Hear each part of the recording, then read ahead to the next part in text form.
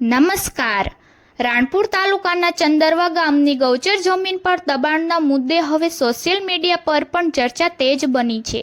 બોટાદ જિલ્લા યુથ કોંગ્રેસ પ્રમુખ મુકેશભાઈ રણછોડભાઈ પરમાર દ્વારા બનાવેલ વિડીયો સોશિયલ મીડિયા પ્લેટફોર્મ પર વાયરલ થયો છે.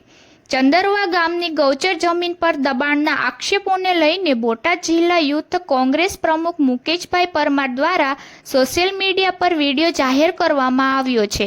આ વિડીયોમાં વીજ ઉત્પાદન પ્લાન્ટ દ્વારા ફાળવેલ જમીન કરતાં વધુ વિસ્તાર આવરી લેવાયો હોવાની શંકા વ્યક્ત કરવામાં આવી છે.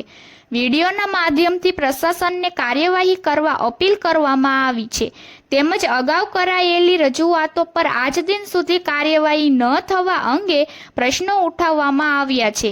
હાલ આ વિડીયો સોશિયલ મીડિયા પર વ્યાપક ચર્ચાનો વિષય બન્યો છે અને મામલે પ્રશાસનની આગળની કાર્યવાહી પર સૌની નજર છે. નમસ્કાર, હું સુરેશ ભરવાડ, બોટાદ જિલ્લા યુથ કોંગ્રેસ પ્રમુખ. મારી નજરે એક મુદ્દો જાણવામાં આવ્યો છે, તો એ બોટાદની જનતા, બોટાદ જિલ્લાની જનતા જાણે એવી હું ઈચ્છા વ્યક્ત કરું છું અને આમાં રસ પણ લેજો મિત્રો. બોટાદ જિલ્લાનો રાણપુર તાલુકો અને રાણપુર તાલુકાનું ગામ ચંદરવા, જે અહીંયા 2 થી 3 વર્ષ પહેલા જે સોલાર કંપનીનો મોટો પ્લાન્ટ આવ્યો છે, 400 થી 500 વીઘામાં મારે જાણવામાં આવ્યું છે, 400 થી 500 વીઘામાં સોલાર પ્લાન્ટ બનાવ્યો છે. મિત્રો, ક્યાંક ને ક્યાંક ગૌચર જમીન ઉપર આ પ્લાન્ટ બનાવવામાં આવ્યો છે. સમાજના આગેવાનો કોર્ટ કચેરીમાં ગયા, પણ આ ભાજપના નેતાઓ કોઈ જગ્યાએ ફાવવા દેતા નથી. મિત્રો, આ ગૌચર ઉપર જે પ્લાન્ટ બનાવવામાં આવ્યો છે, એમાં બોટાદ જિલ્લાના એક મોટા નેતા અત્યારે સર્વોપરી જે બેઠા છે અને તમામ જગ્યાએ હુકમ જે ચલાવી રહ્યા છે, એ નેતાઓનો હાથ છે આમાં. 400 થી 500 કરોડ રૂપિયાનો સોલાર પ્લાન્ટ છે મિત્રો. હવે તમે વિચાર લેજો, 400-500 કરોડ રૂપિયાનો સોલાર પ્લાન્ટ નખાણો હોય અને એમાં ગૌચર જમીન જો અપાણી હોય, તો તમે સમજી લેજો કે એટલા ટેબલેથી કેટલા રૂપિયાનું કૌભાંડ થયું છે. તો ખાસ મારી ભાજપના નેતાઓને કહેવું છે કે આગામી દિવસોમાં જે કંઈ તમે કર્યું છે એ ભોગવવું પડશે. અને હવે આ મારી પાસે નકલ છે ચંદરવા ગામની, 600 વીઘાની આજુબાજુ ગૌચર જમીન છે. ગૌચર જમીન અમારી ક્યાં છે ને એ હવે સરકારને સ્પષ્ટ કરવું પડશે.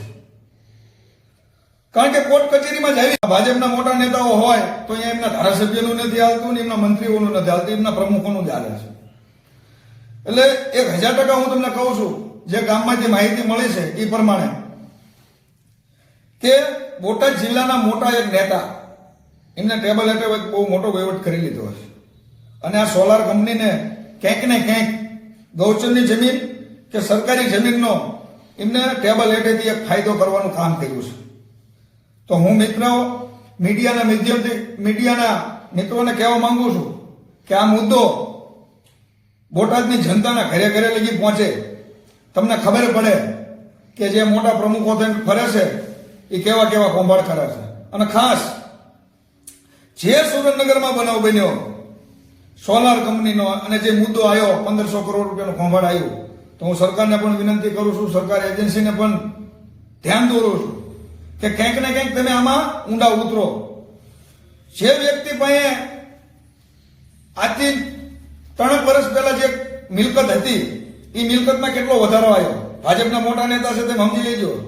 કદાચ એજન્સી જાય તે ન જાય મને ખબર નથી, પણ હું એજન્સીને ધ્યાન દોરું છું કે ભાજપના મોટા નેતા પાસે મિલકત પહેલા કેટલી હતી, અત્યારે કેટલી છે, જમીનમાં કેટલો વધારો થયો, બેંક બેલેન્સમાં કેટલો વધારો થયો, એ એક ખાસ ધ્યાન દેજો એમાં. અને આ ગૌચરની જમીન જે ગાયો માટે સરકારે ફાળવેલી હોય, એ ક્યાંક આ ભાજપના ગુંડાઓ, લુખાઓ જે ખાઈ ગયા હોય, તો એના માટે તમે અમને ન્યાય અપાવો.